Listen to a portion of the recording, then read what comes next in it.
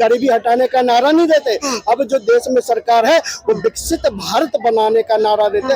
हम बहुत ऊपर उठ के आ गए, 11वें नंबर से 5वें नंबर की अर्थव्यवस्था पे आ गए। हर जगह देश में नहीं, विदेशी धरती पर भी भारत माता की जय जयकार होती है। अब की ले ले, आप लोग गलत है, ये आप लोग गलत कर रहे हैं। देखिए सवाल सुनिए, पूरा सुनिए, सब कैसे बात करें, पूरा सवाल सुनिए। सुनो जी, ममता जी के कहने से संसार तो नहीं चलेगा, हाँ, देश तो नहीं चलेगा ना। हाँ, क्या हाँ।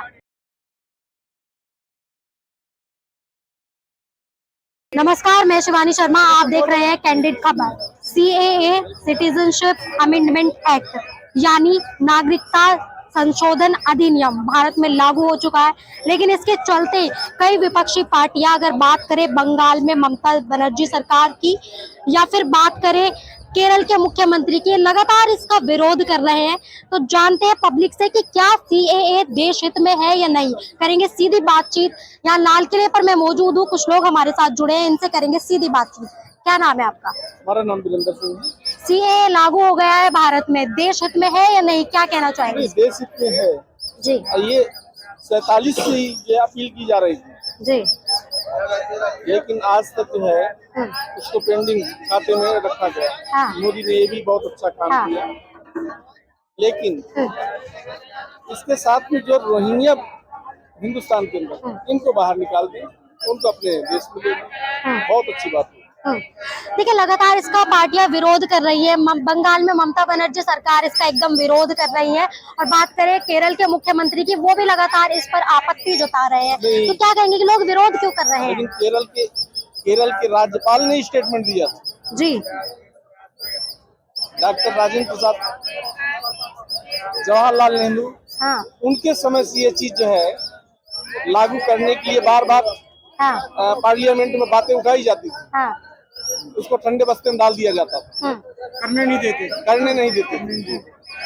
वहाँ के राज्यपाल ने आज ही टीवी चैनल पे बोला है। हाँ, ममता की बात आप कह रही हैं, हाँ, ममता अगर हुंकार भरती है हाँ। तो जितने रोहिंग्या भर के फर्जी आधार कार्ड, फर्जी राशन कार्ड, वो जब बाहर होंगे तब उनको अपनी औकात का पता चलेगा। देखिए केजरीवाल जी का भी लगातार ये आरोप है कि ठीक चुनावों से पहले ही ये लागू किया गया है। तो क्या मंशा है बीजेपी की इसे लागू करने की? क्या वोट बैंक के लिए किया जा रहा है? सर ने जो बोला वही ठीक है। मेरे अगर पाकिस्तान, बांग्लादेश, पाकिस्तान को मारे गोली, हमें पाकिस्तान के नाम ही क्यों ले ले?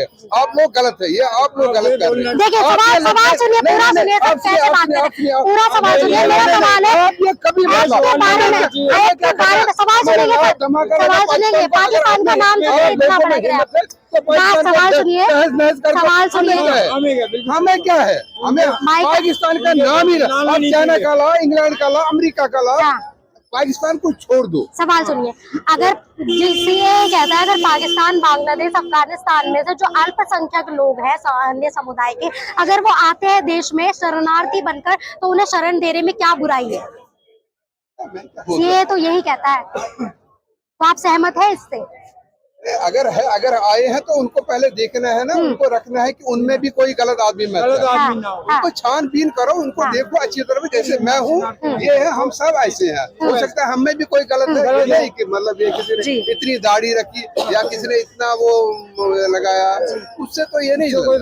दिल होना चाहिए इसमें। हाँ, वेरीफाई करो, वो अच्छी बात। वेरिफिकेशन के बाद ही सारी चीजें होंगी। बिल्कुल, यस। हाँ, आपको लगता है गलत आदमी, उसको निकाल दो, उसको मत रखो। चाहे वो कोई भी हो, कहीं भी, किसी कंट्री का है, चाहे वो अमेरिका को हो, चाहे अफगानिस्तान को, पाकिस्तान को, कहीं यहाँ का उसको भी दफा कर दो। यहाँ का भी हो, उसको इंडिया, उसको भारत में रहने की भी इजाजत है यहाँ देखिए। तो ऐसा प्यार मोहब्बत। तो आप कह रहे हैं जो गलत कर रहा है उसको यहाँ बात, सवाल सुनिए, जो गलत कर रहा है उसको यहाँ नहीं रहने देंगे, जो लोग विरोध कर रहे हैं फिर उनको तो निकल जाना चाहिए। वो भी तो है ना, वो भी गलत आदमी गलत कर रहे हैं ना, तो उन्हें तो रहने का हक ही नहीं है यहाँ पर। वही तो मैंने पहले भी बोला, वो अपनी दुकान ही चला रहे हैं। वो तो अपने, मैं बोलता अगर आप लोगों में लगेगा कि ये आदमी गलत है तो ये सारे गलत मत है। एक आदमी गलत है, इसमें 1-2 गलत भी हो सकता है, उनको बाहर निकालो। उसको जो सपोर्ट करेगा उसको भी बाहर निकालो। तड़प रहा हो क्या भाई ये? देखिए, अगर हिंदू की या सिंधी समाज की मैं बात करूं, सिंधी समाज जो अब इस समय में लगभग विलुप्त सा होता जा रहा है, तो वहाँ की प्रेग्नेंट वगैरह हो जाती है तो प्राइवेट हॉस्पिटल में भर्ती नहीं हो पाती है, क्योंकि उनका इतना बजट नहीं है, और सरकारी में वो कर नहीं सकते। क्यों? क्योंकि उनके पास नागरिकता नहीं है। तो ऐसे में ये नियम कितना ज्यादा महत्वपूर्ण है लागू होना। क्या बोलो, अब जब आए हैं तो होना चाहिए ना। अगर यहाँ के लोग हैं तो यहाँ की महिला, फिर या तो उनके बच्चे मर जाते हैं या फिर वो महिलाएं मर जाती है। तो अगर नागरिकता मिलेगी तो कितना सही साबित होगा ये ठीक है। अगर लोगों के लिए ठीक है, अगर वो है, लेकिन यही कि पहले उनको पूछताछ करना चाहिए, इंक्वायरी करके उनको इंक्वायरी करनी चाहिए कि वो ऐसे बंदे ठीक है क्या है। जब वो ठीक है तो उनको रखो, गलत आदमी है तो उनको बाहर निकालो। नमस्कार सर, कैसे हैं आप? ठीक है, बिल्कुल। क्या नाम है आपका? मेरा नाम एस.एस. सानी है। अरे क्या बात है। देखिए, भारत में सीएए लागू हो गया है, क्या कहेंगे इस पर? अच्छा हुआ, नहीं लागू होना चाहिए था आपके हिसाब से, आप बताइए। सीएए लागू हो गया है, लेकिन विपक्षी तो विरोध कर रहे हैं। ममता जी विरोध कर रही है, केरल के मुख्यमंत्री विरोध कर रहे हैं। कब नहीं विरोध कर रहा था? करेगा ही करेगा। हाँ वो कब नहीं कर रहा था? विरोध करने से क्या मतलब? हाँ, वो विरोध करता रहेगा, आगे भी करेगा। ममता जी कह रही है अपने राज्य में तो लागू नहीं होने देंगी। मेरी बात सुनो जी। ममता जी के कहने से संसार तो नहीं चलेगा। हाँ। देश तो नहीं चलेगा ना। हाँ। क्या हाँ। चीज है, मास्टर ऑफ द लैंड। इस चीजों को बेकार की चीज है। देखिए, केजरीवाल जी कह रहे हैं कि चुनाव से ठीक पहले ये लागू किया गया है, तो क्या ये राजनीति है इस समय लागू कर देना ठीक चुनाव से राजनीति पहले? किस बात की है? उनका एक था, एजेंडा में था, उन्होंने कर दिया। इसके लिए इतने समय से उनका कार्यकाल चलता आ रहा है। पूछ के थोड़ी की ममता कहेगी तब बनाना है। हाँ।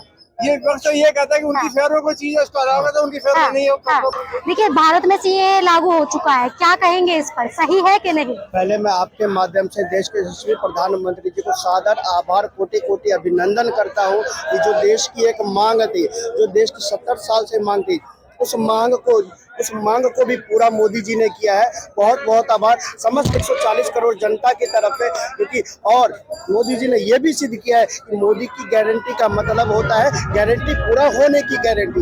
ये पहली ऐसी सरकार है जो अपने मैनिफेस्टो में जो लिखती है वो डेफिनेटली करती है, ये करके दिखा दिया है। चुनावों के ठीक पहले इसे लागू किया गया है, क्या मंशा है बीजेपी की? देखिए, आप एक बात बता दीजिए, 5 साल में ऐसा कोई साल बता दीजिए जिस साल में चुनाव ना हो। ऐसा कोई 6 माही बता दीजिए जिसमें 6 माही में चुनाव ना हो। या कभी एमसीडी का चुनाव, कभी पार्षद का चुनाव, कभी इस राज्य का चुनाव, कभी उस राज्य का चुनाव, लोकसभा का चुनाव, ये चलता रहता है। राम मंदिर के समय भी कहा गया था कि भैया चुनाव का समय है, तो हर समय तो चुनावी मोड में रहते हैं, और भाजपा तो वैसी चुनावी मोड में रहती है। चुनाव क्या कहते हैं, पार्टियां लड़ती है, लेकिन चुनाव में जो वादा करती है पार्टियां, चुनाव के बाद उसको भूल जाती है। तो आपको बता दें, चुनाव के बाद 100% वादे को पूरा करने का काम ये वही भाजपा करती है।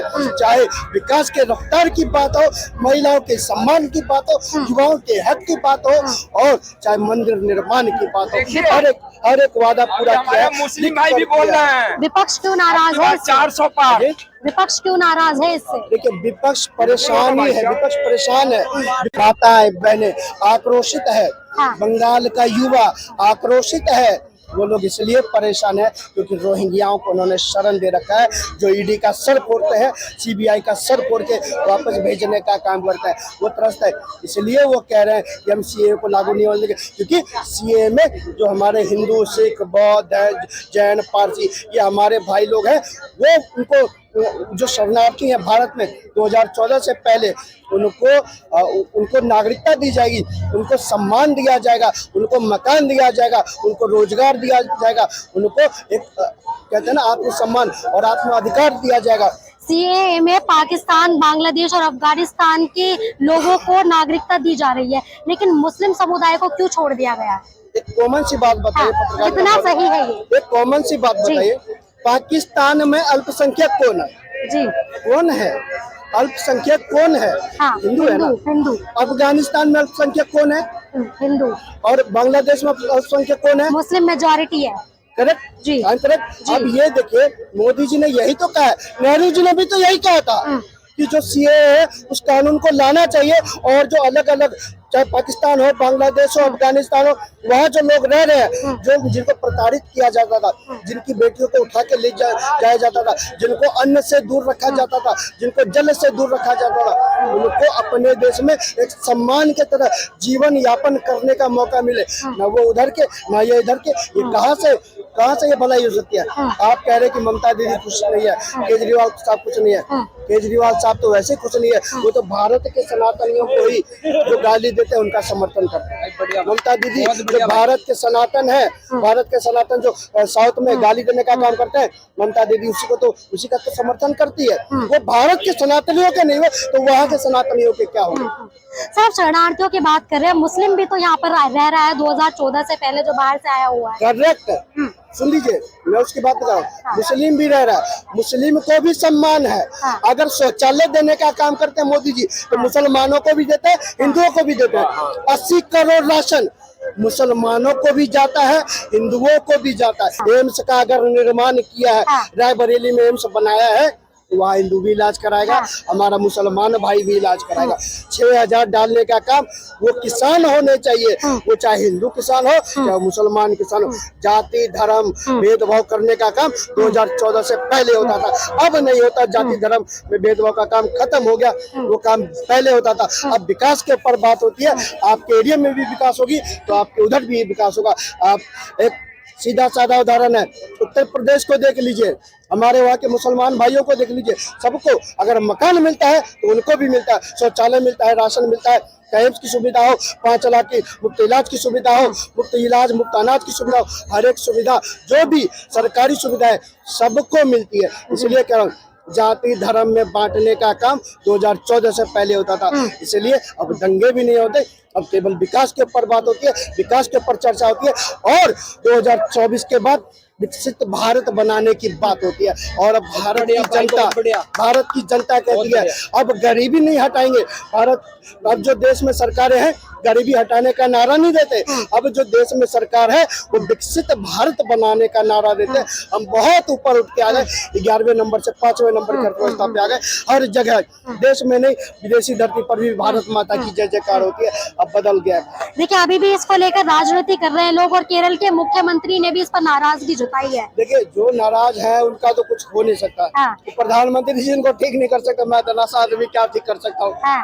जो नाराज है वो नाराज रहेंगे, और नाराज होने भी चाहिए। 2029 के बाद भी नाराज रहिए, उसके बाद योगी जी आएंगे फिर भी नाराज रहिए। आपके हिसाब से आपके हिसाब से तो प्रधानमंत्री जी ठीक कर देंगे, सीए लागू हो ही गया है। अरे देखिए, आपने नाराज का पूछा, वो 2029 तक नाराज रहेंगे, उसके बाद बाबा आ जाएंगे, फिर वो नाराजगी चालू रहेगी। लेकिन क्या कर सकते हैं, आप नाराज हैं, आपके साथ हमारी संवेदना है, आप जल्द नाराज मत होइए, लेकिन आप नाराजगी रहना चाहते हैं तो रहिए भाई, हम क्या करें।